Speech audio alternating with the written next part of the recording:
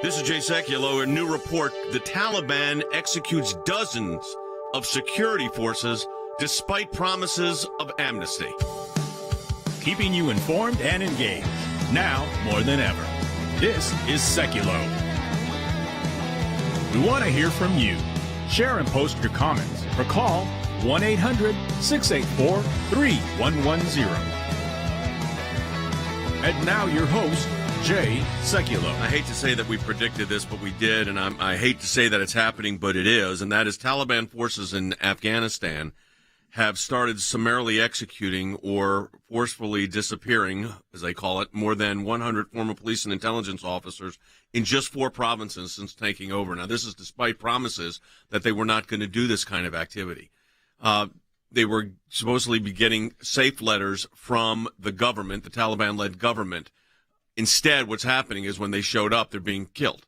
Now, I say this because there's also an after-action review going on right now. This is a serious situation because it has affected our view globally on the world stage here. Now, Logan has just finished up a tremendous, was it 10-part? Yeah, it's a 10-part documentary. Yeah, it's a 10-episode series, docu-series. It's available right now called Revenge of the Taliban. Features 10 full-length interviews. It's over 4 hours of content that you'll get. So instead of your typical, 70-minute documentary or 90-minute documentary film, this is 4 hours of it's separated amongst 10 episodes with some of the leading names right now in terms of not only news media but also historically. So you have guests going from John Ashcroft, who was there obviously at the very beginning of the War on Terror, and then you have that go to people who were in Afghanistan. I'll give you the whole list here in a minute. I know we're running a little low on time, but right now, on ACLJ.org, if you make any donation during the month of December, in your receipt, we'll have a link to watch this right now exclusively to those who support the work of the ACLJ. Again, that's at ACLJ.org. If you did donate already in the month of December, you will be getting that link as well. So don't think that you have to donate again. That email will be coming in the next 24 hours. Keep an eye out for it. I've watched the whole series, folks. This is tremendous. The names, we could give some of the names. I mean, you gave some John Ashcroft, Tulsi Gabbard, of course, yep. Mike Pompeo, Rick Grenell. You have congressmen. Yeah, Representative Mike Waltz, John Ashcroft, as you said, Senator James Langford from Oklahoma. We have Wes Smith. We have Nikki Haley on this. And these are not and they don't pop in. These are full-length interviews that we did with them, specifically about the fallout of Afghanistan, maybe in some historical look at it.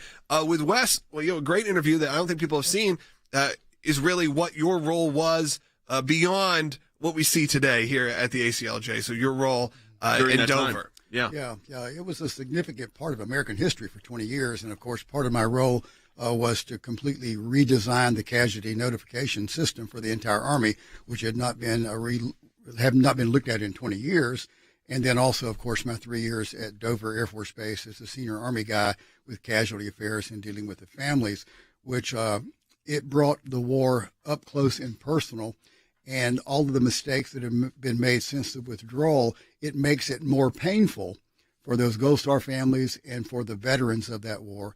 And so, the casualty affairs piece is a big part of this whole story of the successes and the failures in Afghanistan. You said it's 10 episodes, and it's available right now. So if you make a donation right now, you're going to see some clips later in the show in a trailer. But right now, if you'd make that donation, just check your receipt. It will say, here's your exclusive link to watch Revenge of the Taliban, our new 10-part series. So you'll be able to watch it however long, how many times you want to.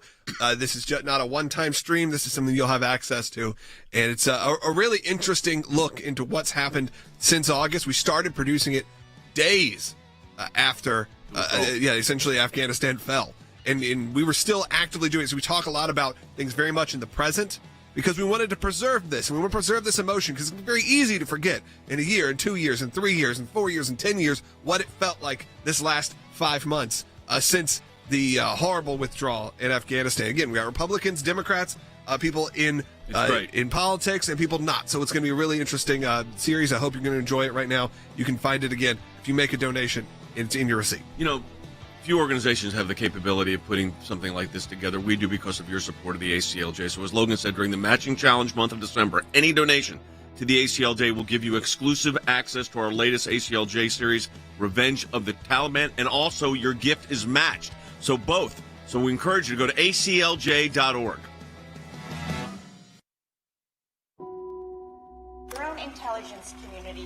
us that the Afghan government will likely collapse. That is not true. The first big city to fall was Kunduz. One after another, Afghanistan's biggest cities outside of Kabul were captured. Herat to the west. Terrorists in Kabul carrying out the deadliest attack on U.S. troops in over a decade. Afghanistan is lost.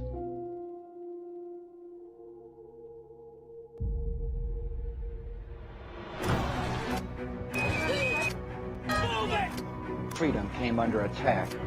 On my orders, the United States military has begun strikes. At my direction, a small team of Americans carried out the operation with extraordinary courage. They killed Osama bin Laden. Al-Baghdadi is dead. It's time to end America's longest war. We'll do it responsibly. Rushing to the airport, behind them, the sound of gunfire. Deliberately. Countless Afghans who helped American troops were left behind. And safely.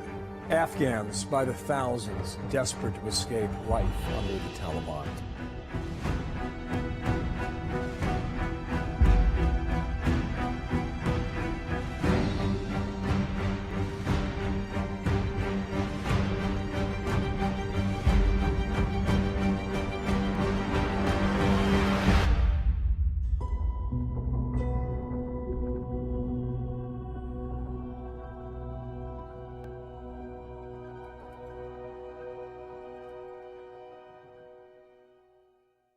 And again, our new series, Revenge of the Taliban, available right now by making any form of donation on ACLJ.org. It will be in your email. We're going to play some clips coming up so you get a vibe of what it feels like to watch this series. Again, over 4 hours of content. Hey,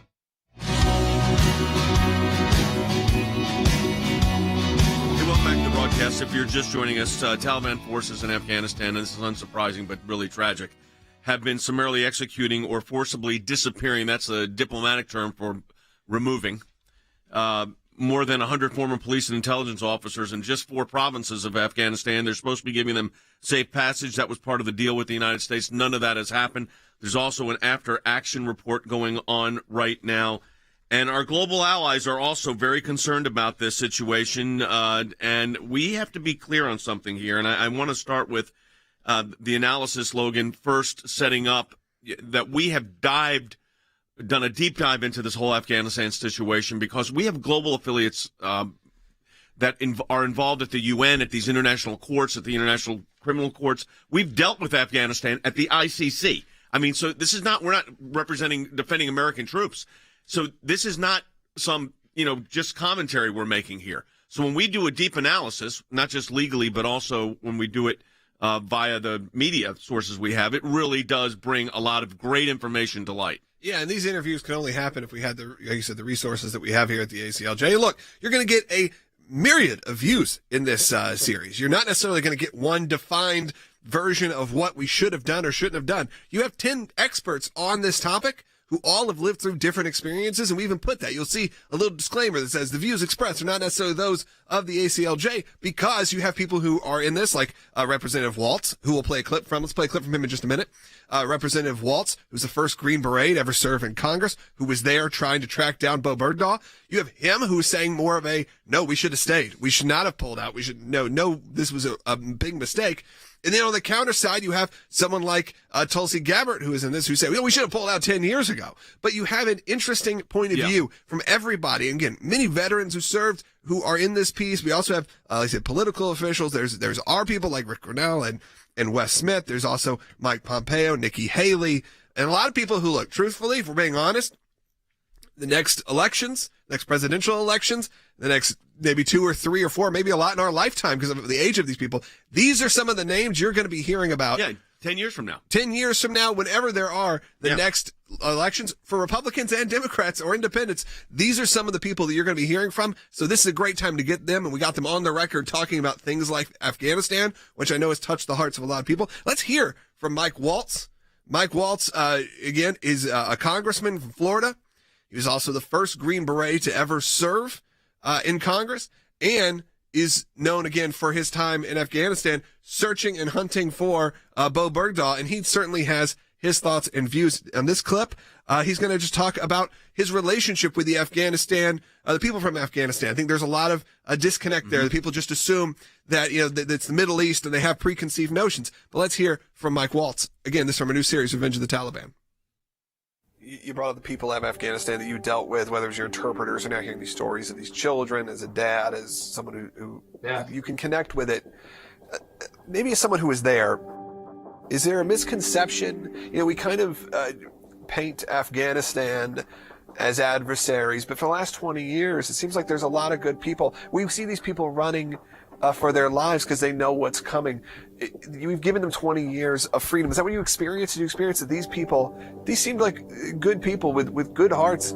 Oh, absolutely. No, absolutely. The Afghan people are some of the most generous, heartwarming, entrepreneurial, but people that you'll ever come across. They're also survivalists, though. I mean, they're constantly making life and death decisions. So, when we see them flip sides because the narrative out there is America abandoned you and the Taliban's going to win eventually, and the Taliban's sending a message, whether you're an Afghan army commander or a politician, and saying, join us or you and your family will be beheaded, and America's made it very clear they've left you high and dry, then people make those life and death decisions, and it's understandable. And on the Afghan army piece, where Biden keeps saying they won't fight, they keep getting blamed. Yes, they gave them a lot of equipment over the years, absolutely, and there's a lot of accountability that needs to happen there. But at the same time, he set them up for failure.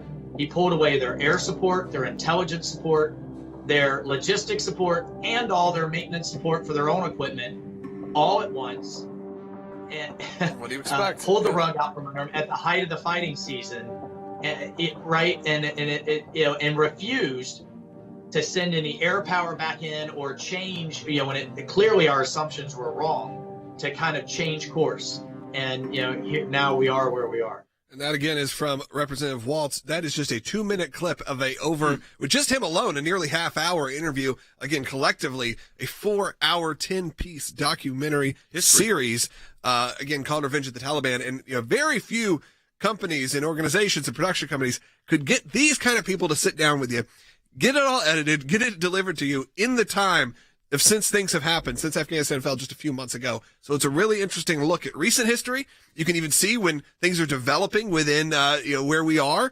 And you'll even know some of the answers before we do because of when some of these interviews were taking place. I wanted to get these interviews when people's emotions were real and raw, and we were seeing it all develop firsthand. People that helped the United States are now being killed in Afghanistan because they helped the United States.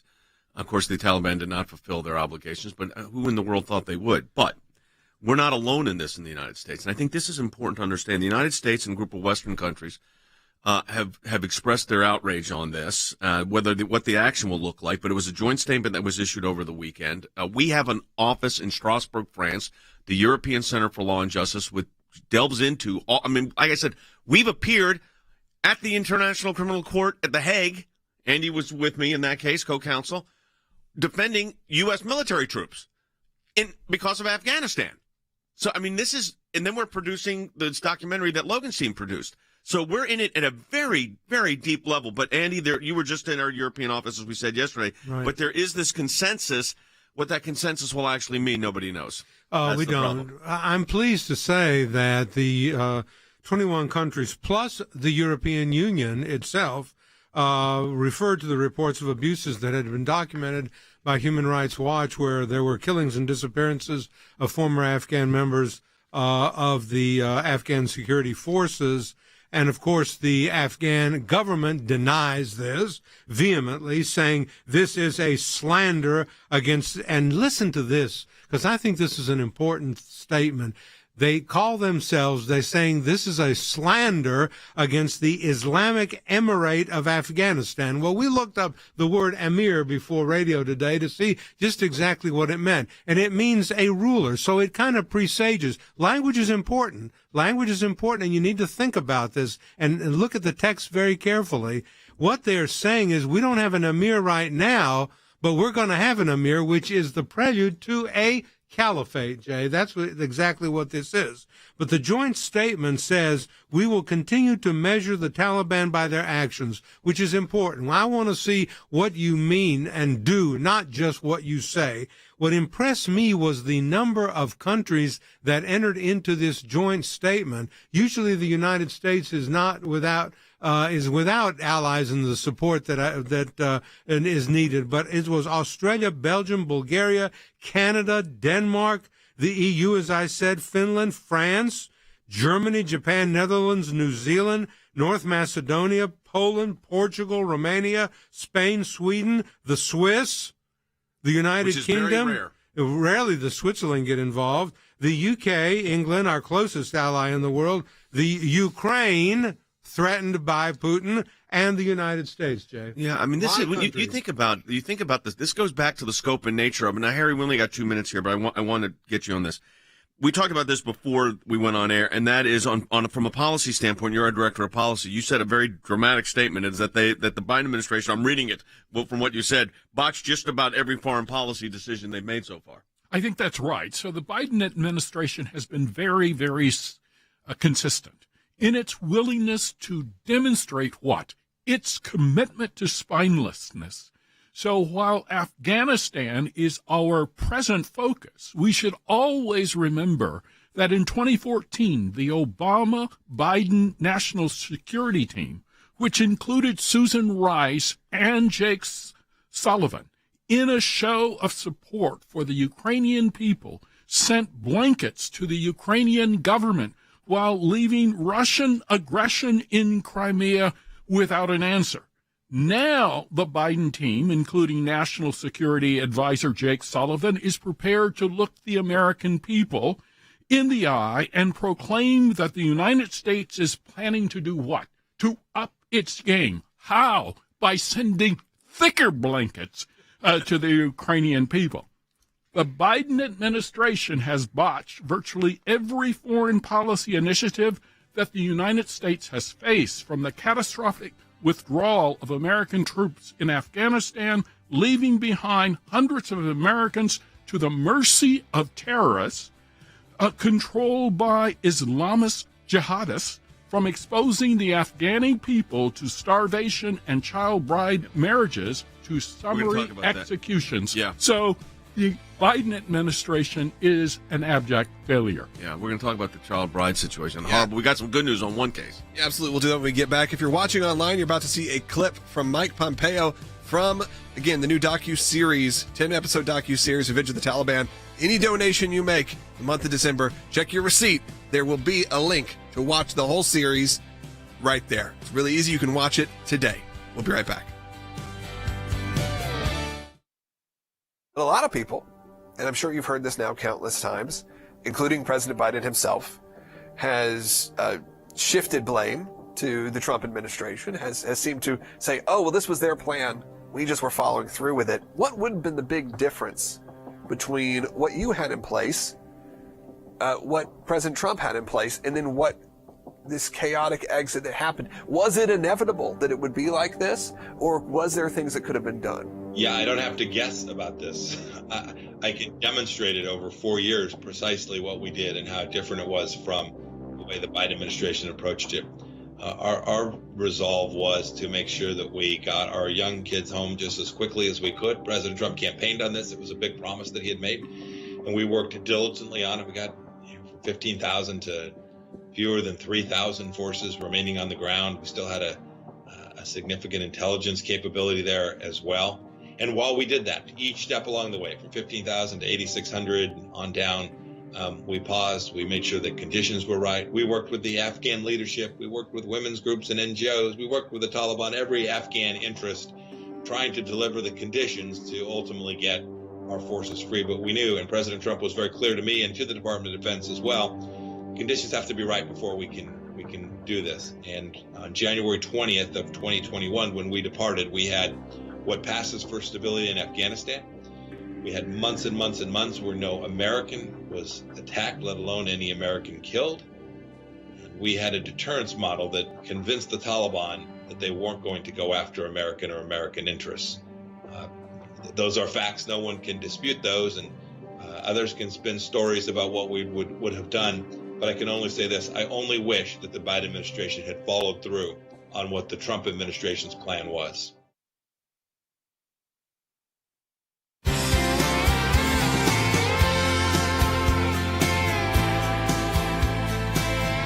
Welcome back to Sekulow again. Right now, we are talking about all that's happening in Afghanistan. If you were watching online on YouTube or Facebook, you just saw a piece of our interview in this 10-episode series with Mike Pompeo. Again, these are different kind of interviews than you're going to see anywhere else.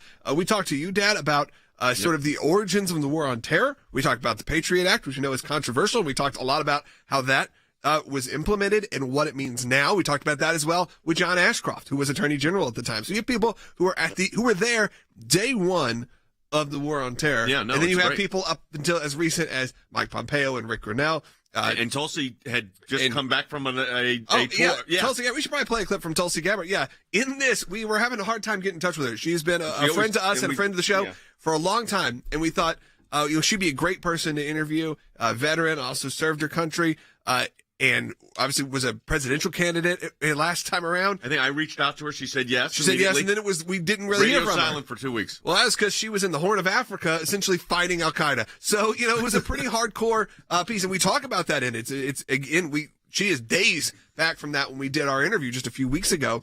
But let's take a listen again. You're going to hear a bunch of different points of view. You may watch the interview with Tulsi and go, well, I agree with that portion, that portion. You may hear Waltz and say, I agree with that. Or Langford, Senator Langford talks a lot about how Oklahoma is bringing in thousands of refugees and how they plan on bringing them in as Oklahomans, as they did with previous issues and previous problems around the world where they brought in because they got the space to have thriving communities. And we talk about that. We'll tell you that clip first. But let's hear from Tulsi Gabbard. This is essentially saying, hey, it's been 20 years of relative peace, and that's something not to laugh at. You had 20 years of freedom for a lot of people, or relative freedom. You had women and children and religious minorities having at least some form of decent lives. And now the U.S. has to lead, knowing that, like you said, maybe this was propped up for failure to begin with, but with those 20 years and now all of these people who are escaping, trying to escape, or having to deal with a completely different world than they grew up in. Because much like us, who grew up in a world where everything was post 9/11 for most of our adulthood, that goes for the same. And then for all of the kids, 20 years of kids who never knew any different. And I think that's hard. I think that is hard for the U.S. to figure out how to become that leader again when we've left such a mess for people who really were relying on us. It is a hard reality to accept.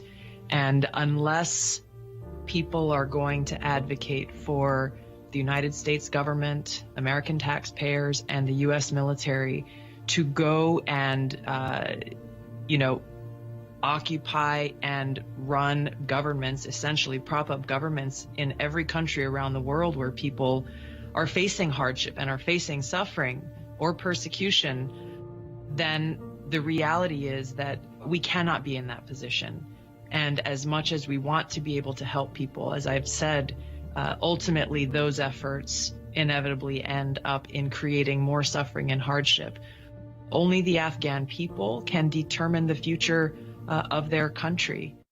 Yeah, let me just say something. Folks, you need to get this 10-part docuseries. We wrote the first book on ISIS. We were at our center at Oxford University back in the mid-2014, 15, 16, in that period. We were operating there. And we wrote a book called Rise of ISIS. It was really the first book out on ISIS. It was #1 New York Times bestseller. Then we followed it up with a book on Russia, Syria, Iran. And, we've been on top of this issue. Like I said, we went to the International Criminal Court in The Hague defending U.S. military interests in Afghanistan against a claim of war crimes. Yeah, this is very much a companion piece to a lot of those books. It's sort of the next chapter. Yes. So you had Rise of ISIS, now you have Revenge of the Taliban. We didn't do that unintentionally. Right. Because it helps you get a better understanding of really what's happening. It's not just about isolated incidents. It's how the last 20 years has led us to this moment. Plus, how we're going to have to reshape things in the next 2, 4, 6 years, and beyond. Right. With our relationship with the Middle East. You have someone like Mike Pompeo, who obviously is part of our team. I said, very few people have sat down with the Taliban. He was there. Did. Yeah. So You don't get that kind of analysis pretty much anywhere else. And you know what? You're going to hear a very stark difference on the way that maybe our current administration is sitting down with the Taliban and the way that the Trump administration sat down with the Taliban, maybe with a little bit more power, a little more force. So you're going to hear that, a lot of that great content.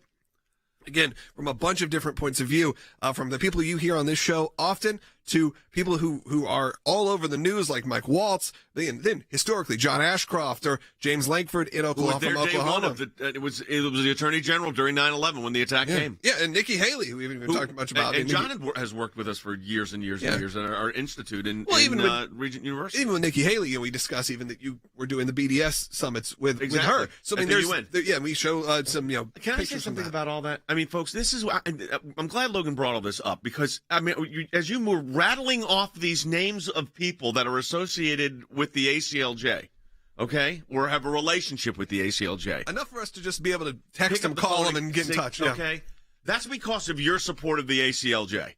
I just want to say thank you to our donors because without you, this doesn't happen. And as Logan said, we're in a matching challenge. So when you donate this month, you're going to get exclusive access to our Revenge of the Taliban docuseries. But again, think about it. When Logan started rattling off the names, John Ashcroft, former Attorney General of the United States, Nikki Haley, former governor, former UN ambassador. She and I worked on the BDS matters before the UN. Can we play Nikki Haley's? Sure. We have about a minute and a half. Let's play a clip from Nikki Haley before we end this half hour. And that's been a question that has come up. The Taliban has asked, as someone who obviously was deeply involved in the UN, they've asked for UN credentials, the Taliban has, and a speaking spot. You led the United States to not officially recognize the Taliban or to provide them aid. Why would this be a mistake? Because I think some people do look at it and go, well, we have to work with them. It's the inevitability of the situation. But why would you think this would be a mistake for the U.S. and the UN to recognize the Taliban as a legitimate government? Well, the U.S. should not ever want to work with the Taliban because the Taliban is the one that allowed al-Qaeda to make its moves on 9/11 and have over 3,000 people die because of it. When you look at these terrorist groups, they all stick together and you can't take their word for it. And I think we see that. We see that in the fact that women are no longer allowed to work in government. They've taken girls out of schools. They're doing forced marriages again. They've got dead bodies hanging in the streets to show what will happen if you don't listen to them. That's not a government we should ever want to recognize. And it's certainly not a government that you want to give money to. And when they talk about recognition at the UN, what that means is aid to the Taliban. So we don't want to give aid to the Taliban. That's just not an option that we should ever have on the table. And we should never think it's about working with the Taliban. We couldn't work with them before. We can't work with them now. It's never going to be an option. So we've got to figure out another way to get hold of this and figure out how we're going to get a fighting force there that's not Americans necessarily, but to find out an allied contingency that we can go to start getting a hold of the terrorist movements that are happening. Again, a bunch of different opinions and a bunch of different points of views from leading experts in from the war on terror, from the history of the war on terror, and people who are currently serving even right now. With that, this series is available in the month of December exclusively by donating to the ACLJ. And any donation in your receipt, starting today, any receipt, you will get a link specifically to this 4-hour, 10-part series. You're seeing 2-minute clips. This is an extensive 10-hour series, broken into 20, 30-minute chunks that you'll be able to watch, over the course of however long it takes you to watch it. But it's something I believe everyone should. If you did donate already, you're going to be getting a link in the next 24 hours to your email box. So don't worry. You'll be getting that as well if you donate already in the month of December. But again, that's at aclj.org. And coming up next segment, Rick Grenell, the former director of national intelligence on our broadcast. Yeah, who's also featured in the docuseries. So we'll have that coming up. Here's what I want to say to our ACLJ members, or for those of you that enjoy watching this broadcast. Whether it is going after the deep state, whether it is litigation that we're engaged in, whether it is defending the persecuted church and getting individuals out of prison because of their faith in other countries, whether it's training lawyers to fight for religious liberty, not just here in the United States, but around the globe, whether it is producing a daily, 5 days a week, 1-hour live television and radio broadcast heard on thousands of radio stations, on TV platforms, on social media platforms. Your support of the ACLJ enables us to do all of this. We want to encourage you to support the work of the ACLJ. And when you do that, you're supporting our production teams, our videos, whether it's that kind of production and other things that we are working on. The ACLJ is front and center on this. We're in a matching challenge campaign. Any amount you donate, we get a matching gift for. Go to ACLJ.org. Keeping you informed and engaged. Now more than ever. This is Sekulow. And now your host, Jay Sekulow. Hey, everybody, welcome to the broadcast. And we've got, what a jam-packed show we have. We're dealing with a horrible situation in Afghanistan where Afghan troops that were loyal to the United States are being summarily executed, or what they call disappeared. And this is happening right now.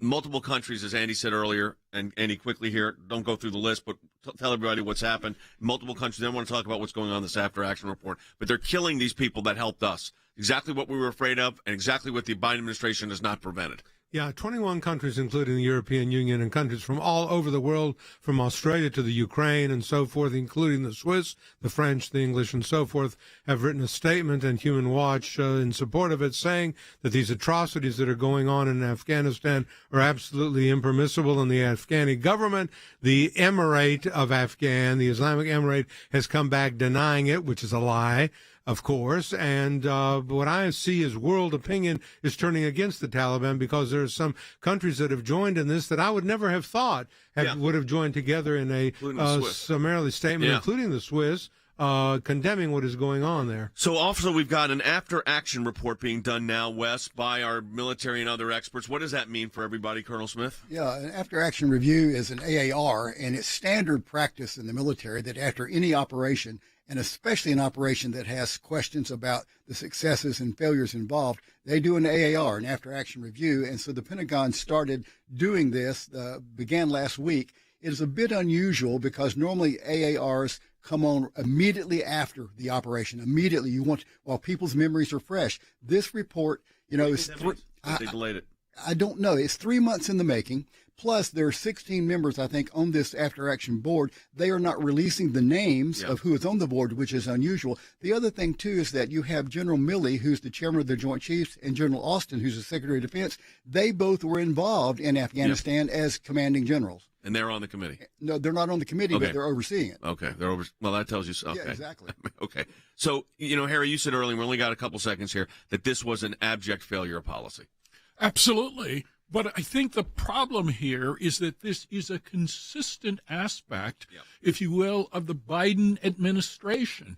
In other words, they don't foresee problems. They don't solve problems. They are quite reactive. And with respect to Afghanistan, essentially they caved, but then they pivoted and they blamed the prior administration. We do have a clip from our new series with Rick Grenell, who'll be joining us in the next segment. But let's hear from Rick Grenell again. Brand new series, Revenge of the Taliban, available with any donation to the ACLJ in the month of December.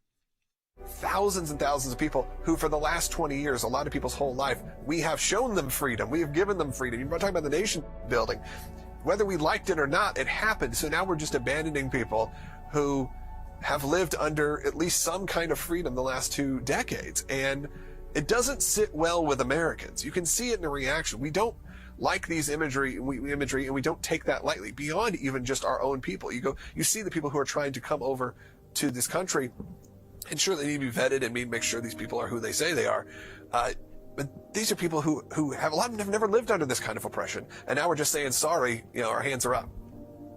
Now what we have, I think, are frustrated Americans watching as political timelines dictated our 20-year withdrawal from Afghanistan. We didn't do it on our timeline. We did it when the Taliban said, get out. We did it messy. We left 10% of the Americans there. And I never thought I would see a day when the President of the United States would be proud to say, I got 90% of the Americans out. But that's exactly what President Biden is saying. All right, we'll be back in the next segment with Rick Grenell. Again, that is just a small minute-and-a-half portion of an over 4-hour series broken into 20 to 30-minute chunks with, again, some of the top leaders in our country discussing all that's happened in the last few months, and even the last 20 years in the war on terror. That includes Jay Sekulow, Jordan Sekulow, Mike Pompeo, Rick Grenell, Tulsi Gabbard, Representative Mike Waltz, John Ashcroft, Senator James Lankford, Wes Smith, and Ambassador Nikki Haley. Again, that's available right now exclusively to those who donate and support at any level, at any price you give, any dollar you give, you're going to get a receipt back with a link to watch it immediately. And if you've given in the month of December, you'll be getting that link still in the next 24 hours. We'll be right back with Rick Grenell.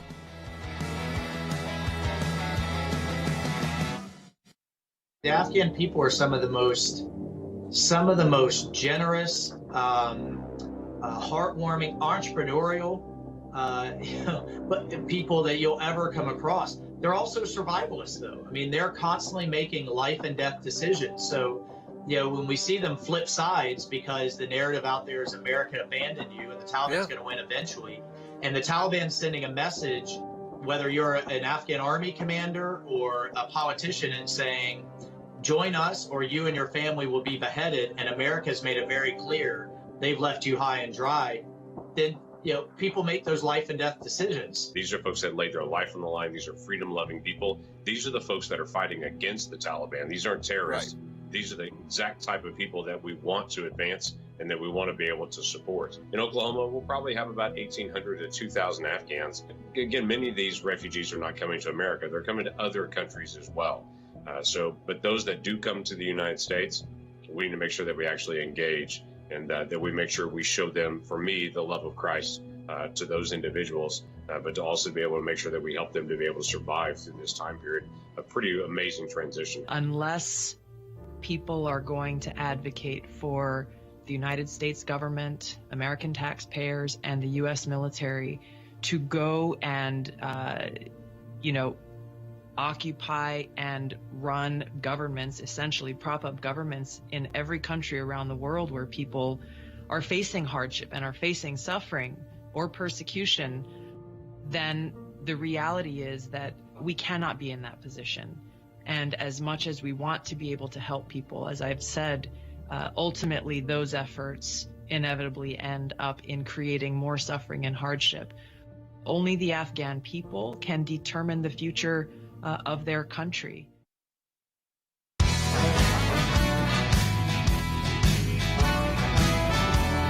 everybody, welcome back to the broadcast. What a broadcast it's been. And we've talked about Afghanistan. Now we're going to talk about Russia. We've talked about the experts that are part of the team here at the ACLJ. And joining us now, of course, is our good friend and colleague, former Director of National Intelligence, former Ambassador to Germany, former spokesperson for the United Nations, and our friend Rick Grenell. Rick, welcome to the broadcast again, and we appreciate your expertise on this. We've been talking about Afghanistan. I'm going to get a comment from you about that, but I want to go to Russia first. You have a piece coming up on ACLJ, may already be posted right now, called Putin Knows. This is in light of the conversation yesterday between President Biden and President Putin. What's your takeaway? What are you seeing in this? Look, I think it's really important that when we saw those pictures yesterday of President Putin sitting across the table from President Biden, we need to understand what Putin knows. What is he thinking when he looks across the table? And I try to lay it out in the piece. One thing that's really important to understand is that Putin is sitting across the table looking at Joe Biden. He knows that Joe Biden spent the last 4 years telling the American people and the world that Donald Trump was a Russian asset. Putin knows that's not true. Putin knows that when President Biden says that Hunter Biden's laptop is Russian disinformation, don't look at the laptop and all of the information filled there about the Biden family relationship with China, Putin knows that's not Russian disinformation. So he's looking at Joe Biden and knowing that he has lied to the American people in order to get into office. I don't say that lightly. Those are the facts. This is coming from Rick Grenell, who, if anybody would know about all of this, would be Rick Grenell. Like I said, I want to say this again, because I want to thank our ACLJ donors. Without your support, we don't have Rick Grenell, Mike Pompeo. We still have our relationship with John Ashcroft, the Attorney General during 9/11. That started almost 18 years ago. I mean, I can go on, but you get the idea. I mean, this is substance here that's real. Rick, let's take it a step further. We mentioned on the broadcast yesterday what you would have done in this situation, but I'm afraid if I look at what's happened in Afghanistan and the reports, you've seen them, of the loyalists to the United States, those that work with us, are being summarily executed or, quote, disappeared by the Taliban. We've got world condemnation on that. I don't know what that ends up translating into. But you look at that, you look at Russia with Ukraine right now, China with Taiwan, and maybe nothing happens till after the Olympics. But we're in a global, it's a global, Harry Hutchinson, our director of policy. Harry, what is it when you call it, a global failure on every policy?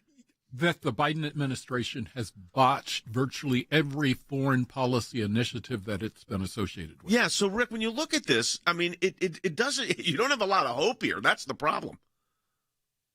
Look, I think that the reality is that as Americans, we always have to have hope, and we have to look at the November election to know that we can adjust this policy. One of the great things about being a democracy is that we get to have a say every 2 years. And so, we're in November, things can change. If people get involved, we can have a drastic different direction. But I think that you're exactly right. What's happening over the last 11 months is pure chaos. Chaos at the border, chaos at the pump, chaos at our grocery stores. Inflation is out of control. Point to one area where the Democrats and this administration have improved the situation from where Donald Trump left off. I don't think that you can point to a single one. You know, we talked about briefly the Afghan crisis on the evacuation there. So now you have, if Russia were to launch a war with Ukraine, or an invasion, which is what more like it would be like, we have a lot of Americans in Ukraine. So what happens on that evacuation, Rick? Well, look, we already know that the Biden policy is to get 90% of the Americans out, and that's good enough. Leave 10% behind. So I would say to any American who is in Ukraine, be prepared. You better be part of the 90% because your U.S. government is going to leave 10% behind and be totally comfortable with leaving 10% behind. I hate that we're having to talk about this issue and look at choices that are bad and very bad, because over the last 11 months, we've been pushed into this corner. Things should have been much different. We shouldn't have given Putin the pipeline. Everybody knows that. But let's just remember that this was Angela Merkel's major request as she left. Today starts a new government in Germany. And now Joe Biden has to deal with the Green Party in Germany being in control of the foreign ministry and the defense ministry.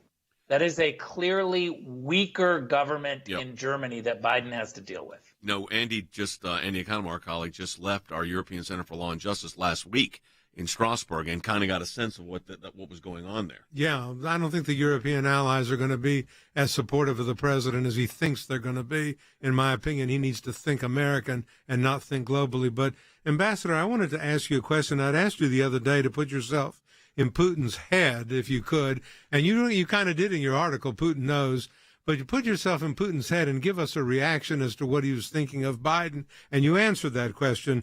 Obama retread Jake Sullivan said, quote, "I will look you in the eye and tell you, as President Biden looked Putin in the eye and told him today that things we did not do in 2014, we are prepared to do now."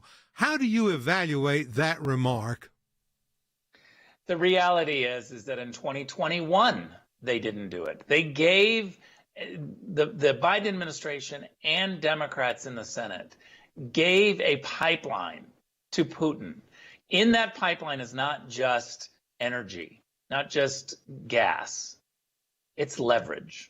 And the reality is that we have to understand that Putin knows the weakness of the Europeans. And one thing I want to make clear, there's a different threat assessment that the Europeans have than what the Americans have. The Europeans do not feel threatened by Iran as much as we do. The Europeans do not feel threatened by Russia as much as we do. They should, because the rewriting of the European borders was real under Merkel and under Barack Obama and under Joe Biden as vice president. Now it could be happening again. So we need to understand that we have European allies that just don't view the world the same way. And so when Joe Biden decides to have consensus with them, makes us weaker, makes the United States much weaker. We've got a lot of interest on our panel here. People want to talk to you. Professor Hutchinson, Harry, what you had something for Rick? Well, Rick, you made an interesting comment about the Europeans and our European allies and their unwillingness to depend upon the Biden administration perhaps going forward. How do you see that playing out in a number of areas, including the Nord Stream pipeline, the petroleum issue? How do you see that playing out in terms of Afghanistan, the Ukraine, etc.? Well, one thing we have to make clear is that Germany is not the EU. Germany is a leader, and it's the largest economy in Europe, and it's important.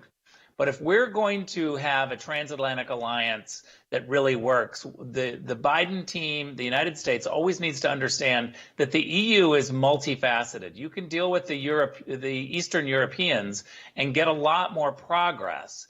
Take the Nord Stream 2 issue that you point out. The Germans were really alone on that issue. The European Parliament, the European Commission, they were telling the Germans, don't do this. We need energy diversification in Europe. But the Germans ignored the rest of Europe, and Biden keeps playing to the Germans as if they're all of Europe. And we've got to be able to think differently about that. I see, it's a long answer to say, I see this playing out in the fact that Biden keeps wanting the Europeans to like him. He wants consensus. He wants claps and applause from the Europeans. And they just don't view the world the same way that we do, and they should. And so maybe NATO needs to have a meeting and shake people into thinking about the threat from Russia in a different way. Rick, let me just, we only got a minute and a half left here. One last thing, and it's kind of changing focus, and that's China. The Olympics is going on, and there's a lot of tumult right now in this. Where do you see this playing out? Look, it's very late. We've promised the athletes to go. I don't want to pull the rug from underneath them now. I do think we need to have not just a politician and diplomat boycott. That means nothing. Right. That embarrasses the Chinese if they were prone to embarrassment, which they're not. I think it's money. You got to get corporations to stop paying. Yeah. No. And by the way, I agree. I think to pull it out from the athletes right now, I think would just be tragic for them. They've been working on this, and it's very late in the game to do that. Rick Grenell, Senior Advisor for Global Affairs and also, of course, National Security. Thank you for being with us and being part of our team. Thanks, Rick. Let me just say it again. Without the support of you folks, we don't have these experts, and we do because of your support of the ACLJ and what a difference it makes. Coming up, we've got more to discuss on this. We encourage you to share these feeds with your friends. And again, you support the work of the ACLJ. During this Matching Challenge month of December, here's what we're doing. Any donation to the ACLJ will give you an exclusive access to our latest ACLJ series, Revenge of the Taliban. It's a 10-part series that Logan hosted with some of the leading experts in the world. I mean, the Secretary of State who sat down with the Taliban. So this is the kind of caliber of what you're going to get. If you've already donated, by the way, you're going to get a link in your email. My understanding, Will, is today. We're going to get to that. Yeah, so you'll get a link in your email later today if you've already donated. We're just launching this right now. So it's really important, folks, for you to stay engaged in these issues. Like I said, we're doing the production on it, the video, the information, and then we were at the International Criminal Court in The Hague defending U.S. military troops as it relates to Afghanistan and a claim brought there. ACLJ.org. Participate in that Matching Challenge campaign. We worked with the Afghan leadership. We worked with women's groups and NGOs. We worked with the Taliban, every Afghan interest, trying to deliver the conditions to ultimately get our forces free. But we knew, and President Trump was very clear to me and to the Department of Defense as well, conditions have to be right before we can do this. And on January 20th of 2021, when we departed, we had what passes for stability in Afghanistan. We had months and months and months where no American was attacked, let alone any American killed. We had a deterrence model that convinced the Taliban that they weren't going to go after American interests. Women are no longer allowed to work in government. They've taken girls out of schools. They're doing forced marriages again. They've got dead bodies hanging in the streets to show what will happen if you don't listen to them. That's not a government we should ever want to recognize. And it's certainly not a government that you want to give money to. And when they talk about recognition at the UN, what that means is aid to the Taliban. Now what we have, I think, are frustrated Americans watching as political timelines dictated our 20-year withdrawal from Afghanistan. We didn't do it on our timeline. We did it when the Taliban said get out. We did it messy. We left 10% of the Americans there. And I never thought I would see a day when the President of the United States would be proud to say, I got 90% of the Americans out. The fact that President Biden said the military told him, there was not one person in the senior officers of the military that told him we should leave troops on the ground. And then General Milley came out and said that was their recommendation, to leave troops on the ground. And Joe Biden can't remember if he had that conversation. Now, I'm not questioning his memory. I'm questioning his truthfulness. Joe Biden knows what he was told. Listen, he made a decision. We're getting out, period. I don't care what the generals say. You know what? He's the president of the United States. He gets to make that decision. But don't lie about it.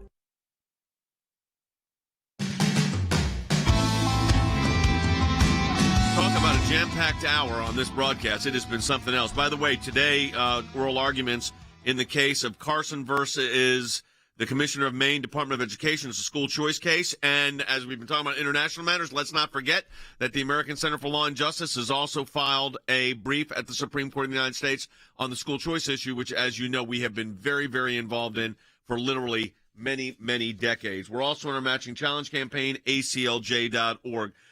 Let me do this. Before we get to Senator Langford's comments, we've got our great documentary that we're launching out today. It's more than a documentary. It's a 10-part series. But we just were talking about the global aspects of all of this, and I want to get kind of everybody's analysis. Andy, you, like I said, you just came back, and despite the statements, you're not so convinced there's going to be anything behind those statements. That's kind of what Rick was saying. No, I don't think there's going to be anything behind them at all. I talked about they're going to have this removal of disconnect Russia from the SWIFT international payment system, potential evacuation of citizens from the Ukraine. Okay, big deal. All right, we're going to cut them off from the banking system, and we're going to evacuate. Tell Americans to evacuate, and if you're lucky, you get to be part of the 90% that gets out, and unlucky if you're part of the 10% that Biden leaves behind. But I don't see anything really seriously happening. And then Jake Sullivan, the national security advisor, says, well, I'm not going to telegraph our punches. We're going to lay out into the Russians the details and types of measures we have in mind and coordinating with our European allies. Let me tell you what Rick Grenell said is right. I was in Europe for 3 weeks. The European view of Russia is not the American view of Russia. They don't have that apprehensive view. They want to deal with the Russians. They want to trade with the Russians. They are not there to take Biden's stand, whatever weak stand it's going to ultimately be, because that's all he can do is be weak, because that's what he is, feckless and gutless. All right, so I want to go to Wes Smith, Colonel Smith. We talked about the drawdown. We talked about the military implications of it. You got China now. You've got Russia and Ukraine. Mm-hmm. I mean, there is a lot happening. There is a lot happening. The world is a far more dangerous and unstable place than it was 11 months ago. Because, weakness invites aggression. You look at the long-term ramifications. Say that again. People need to understand what you just said. Weakness. Yeah, weakness invites aggression, especially when you have bullies like Vladimir Putin. And all that went on in Afghanistan, it's not over. The atrocities are continuing there. We still have Americans trapped there. And so the ramifications of weak and feckless policy by this administration, and Afghanistan is just one example of that, those ramifications include Vladimir Putin and his intentions concerning Ukraine and what he believes he can get away with. It also includes what China will likely do with Taiwan after the first of the year. And so what happened in Afghanistan and the other decisions that President Biden has made, it doesn't stop with the decision and the poor execution of something that he decided to do. It's the ongoing long-term ramifications of this administration. Yeah, and Harry, I was thinking about this also. I mean, Than's not with us today because he's handling some matters as he does every day in D.C. with our office there on a lot of issues that we're dealing with. But when you look at this situation that we're in right now, we are projecting kind of insecurity, I would say lack of stability, certainly lack of strength. And that's going to have real ramifications. It already is. I think you're correct. And so if you look at the laundry list that you just gave us, when the Biden administration is not engaged in a commitment to spinelessness, it then shifts to engaging with incoherence. And so on one hand, the Biden administration claims that it is prepared to get tough on Russia. Why? To protect Ukrainian national sovereignty and Ukrainian border integrity. Meanwhile, the Biden administration turns a blind eye to Central American aggression in the form of immigrants who are migrants who are streaming across the U.S. border. So I don't think the Biden administration has any commitment to coherence or intelligence. And I think at the end of the day, that incentivizes our enemies. It incentivizes China, Iran, and Russia. You know, Jay, the telegraphing of the Biden administration to Biden is also something that is picked up by to Putin, is picked up by Putin. He's not stupid. He's a very smart man. He's been in power for decades, and he's going to probably stay in power until he dies. But Victoria Nuland, who was an Obama retread and a notorious liar, made the statement to senators in a very gloomy briefing session in response to the question of what are you going to do if the Russians invade the Ukraine? And she says outright, our options are, quote, fairly limited.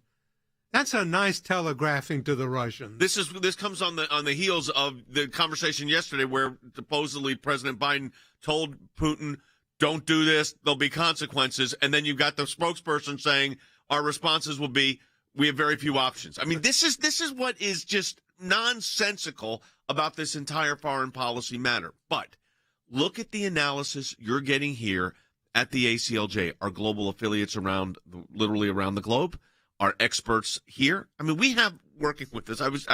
I'm saying this to say thank you to you. This is not to boast. This is to say thank you to you. John Ashcroft, who's been with us for decades, the Attorney General during 9/11, the former Secretary of State, Mike Pompeo, the Director of National Intelligence, Rick Grenell. I mean, and the list goes on. In the docuseries that Logan did, Tulsi Gabbard was a Democratic nominee, candidate for President of the United States. I mean, we're going to play a clip from you right now from James Lankford, the senator from Oklahoma, who's looking at the compassionate side of those that served with us, Afghans that served with us for the United States interests to destroy the Taliban. And what's happened to them now, he had a very interesting comment. Take a listen. I know you were one of the people who discussed taking in refugees in Oklahoma. What was your decision-making to come to that conclusion? Because look, some of the states and some other people in your own party have taken an opposite approach. So I would say that the first thing that came to my mind was that all these different veterans of the war in Afghanistan, they came to me and said, these are folks that I know. They fought alongside of me. I know them. I know their families. These are folks that laid their life on the line. These are freedom-loving people. These are the folks that are fighting against the Taliban. These aren't terrorists. Right. These are the exact type of people that we want to advance and that we want to be able to support. And so how I came to that decision was talking to so many veterans of the war in Afghanistan and what they were saying about those individuals and how they want them to be able to get out. So that's the first part. The second part is in Oklahoma, we took in a lot of Vietnamese 48 years ago when they were fleeing during that time period. Those are thriving members of our community at this point, very engaged. We have lots of Vietnamese churches in Oklahoma. We have lots of communities that are engaged and business people and all kinds of folks. We did this as a state 5 decades ago with the Vietnamese. We will do this again with Afghans that are coming into our country. And in Oklahoma, we'll probably have about 1,800 to 2,000 Afghans. Again, many of these refugees are not coming to America. They're coming to other countries as well. But those that do come to the United States, we need to make sure that we actually engage and that we make sure we show them, for me, the love of Christ to those individuals, but to also be able to make sure that we help them to be able to survive through this time period. A pretty amazing transition for them, not just as a country, but as a family and as an individual. We're putting up on the screen for those watching on our social media platforms, Revenge of the Taliban. This is a tremendous docuseries that Logan and the team put together with some of the leading experts in the world. For your matching challenge gift of any amount this month, you're going to get immediately a link to that whole series, 10 episodes. I mean, this is the kind of quality that's coming out here with the leading experts. And it's a matching challenge. So if you donate that $10, you're going to get access to this, or $50, whatever it is. We're getting a matching gift for it. ACLJ.org. Do it today. We'll talk to you tomorrow.